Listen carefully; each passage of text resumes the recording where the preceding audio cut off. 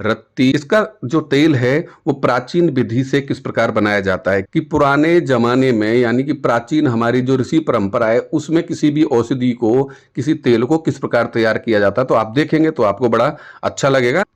सबसे पहले हम देखिए ये गुंजा है जो मार्केट से लेके आते हैं, और ये गुंजा का जो कॉस्ट है वो काफ़ी महंगा होता है, 1000 रुपये केजी या फिर 1500 रुपये केजी के समथिंग होता है।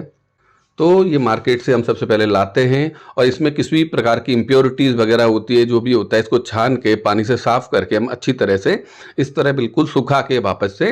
अब आगे के प्रोसेस के लिए तैयार कर लेते हैं। आप देख रहे हैं बिल्कुल एकदम साफ़ है। उसके बाद इसको सुखा के साफ़ करके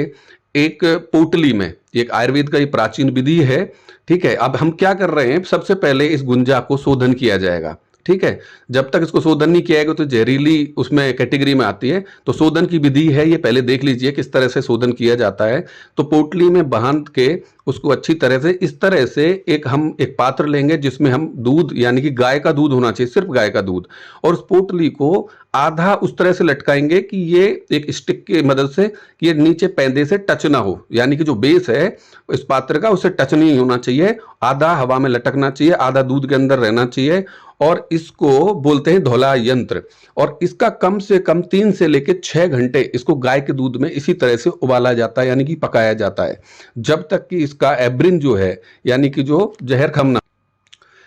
6 घंटे बाद इस प्रोसेस को हो जाने के बाद ये जो तैयार हो जाता है, इसको इस पात्र से निकाल लिया जाता है। फिर इस पोटली को अच्छे से हम ये ओपन कर लेते हैं, खोल लेते हैं। खोलने के बाद इसको, ये बीज हैं, अभी आप देख सकते हैं इस प्रकार की ये बीज हो जाते हैं, पूरी तरह से ये पक चुके हैं, यानी कि ये जो भी जहर इनमें एवरिन था वो पूरी तरह से दूध में जा चुका है 6 घंटे के ये उबालने के पश्चात। अब इस पूरे जो बीज हैं इनको हम एक बार बिल्कुल गर्म पानी से, हॉट वाटर से इस तरह से वापस से धोएंगे, वॉश करना जरूरी है इनका, ठीक है। और इनको वॉश करने के बाद अब हम क्या करेंगे, वापस से इनको यानी कि धूप में कम से कम 2 से 4 दिन इनको सुखाना पड़ेगा। तो हम चलते हैं छत पे, और अच्छी धूप देखिए सूरज की हो रही है, हम ये प्रोसेस करते हैं, इसमें बहुत समय लगता है, और ये सूरज की गर्मी में धूप में ऊपर अच्छे से 3 से 4 दिन इसको सुखाया जाएगा। सबसे पहले जब ये सूख जाएगा इसको हम देख लेंगे टेस्ट करके,